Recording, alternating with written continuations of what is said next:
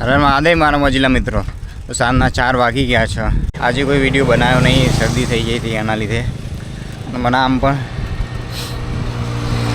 2-3 મહિનામાં એકવાર શરદી થઈ જાય છે અને એ થાય બહુ જ આમ ભયંકર હોય.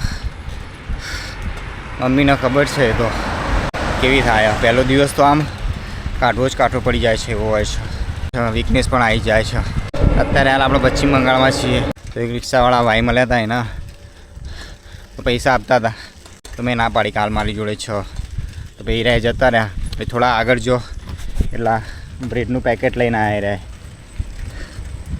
તો એમને બ્રેડનું પેકેટ આપ્યું.